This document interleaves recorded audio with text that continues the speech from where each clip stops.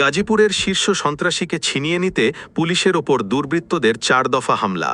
গাজীপুরের শ্রীপুরে গোয়েন্দা পুলিশের ডিবি হাতে আটক শীর্ষ সন্ত্রাসী মো সুমন মিয়াকে ৩২ দুর্বৃত্তরা ছিনিয়ে নিয়েছে। হামলায় পুলিশ সদস্য ৩ জন আহত হয়েছেন। পুলিশ সূত্রে জানা গেছে, সুমনের বিরুদ্ধে অস্ত্র আইনে একাধিক মামলা রয়েছে। ঘটনাটি বৃহস্পতিবার রাত ৮টার দিকে শ্রীপুর পৌরসভার টেংরা রাস্তার মোড় এলাকায় ঘটে। আহতরা হলেন এএসআই শহীদুল ইসলাম, এএসআই এমদাদ ও এসআই নাজমুল ইসলাম। মো সুমন মিয়া বরমি ইউনিয়নের পাঠানটেক গ্রামের মোসলেম উদ্দিনের ছেলে। জেলা পুলিশের বিভিন্ন থানায় তার বিরুদ্ধে অস্ত্র আইনে একাধিক মামলা রয়েছে।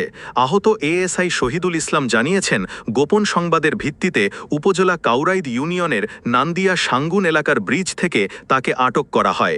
এরপর আসামিকে গাড়িতে তুলে রওনা দেওয়ার সময় বরমি এলাকায় প্রথমে ছিনিয়ে নেওয়ার চেষ্টা চালায় দুর্বৃত্তরা। এরপর সাতখামাইর ও সিসিডিবি এলাকা দিয়ে টেংরা ডিবার পার পর্যন্ত হামলা চালিয়ে আসামিকে শেষ পর্যন্ত শ্রীপুর টেংরা রাস্তা মোড়ে ছিনিয়ে নেওয়া হয়। এ সময় পুলিশকে মারধর করা হয় এবং কয়েকজন পুলিশ সদস্য আহত হন।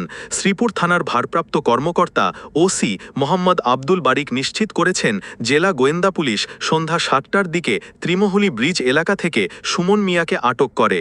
এরপর অতিরিক্ত পুলিশ ঘটনাস্থলে গেলে কয়েক দফা হামলার পর তাকে ছিনিয়ে নেওয়া হয়।